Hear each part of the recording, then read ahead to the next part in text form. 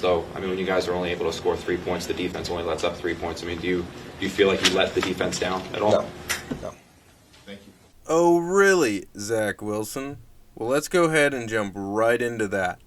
The Jets' Robert Saleh was non-committal in naming the starter for this upcoming week's game against the Chicago Bears.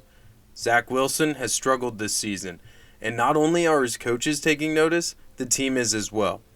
The Jets had an embarrassing offensive performance on Sunday, scoring just 3 points against New England. As we all just saw, after the game, Wilson was quoted that he was not holding back the defense in any way. That is bonkers to me when you consider the time of possession. The Patriots controlled the ball for over 35 minutes of the game, leaving the Jets' defense gassed. This game came down to a missed call by the refs on a block in the back on the go-ahead punt return touchdown that allowed the Patriots to win the game. But this Jets team did not allow themselves to control their fate, as they could not produce anything on offense. Wilson had completed just 9 of 22 pass attempts for 77 yards and was sacked 4 times.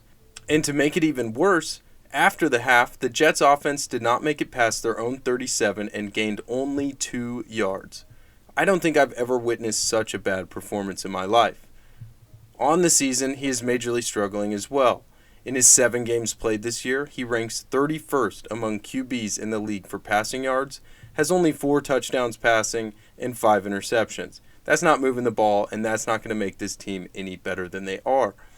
Players have since reacted to Wilson by quote-unquote accidentally liking tweets about his poor play. Garrett Wilson had this to say when asked about it. "Sorry is right, Garrett. This team has the right pieces to put together and bring themselves back to the conversation, but Zach Wilson does not look like the answer right now. So who comes in for Zach Wilson to potentially make a final season run? The legendary Mike White is listed as the backup. Mike White came in on Halloween night in 2021 to throw for 405 yards and 3 touchdowns against the Bengals, and the rest is history. Or, well, he started the next few games and looked like a backup QB coming into play. The squad that he was using was much worse than the current roster of the Jets, so maybe the legend of Mike White will. They also have Joe Flacco, who game managed his way decently in the beginning part of the season, going 1-2, but for 5 touchdowns and 3 interceptions. In my opinion, I like the Mike White play. He is young and ready to get another shot at a scary run like he had last year. I'm interested to see what's going to happen, but at this point it looks like the Jets are going to be the same Jets that they've been the past few years, although it has looked a little bit better.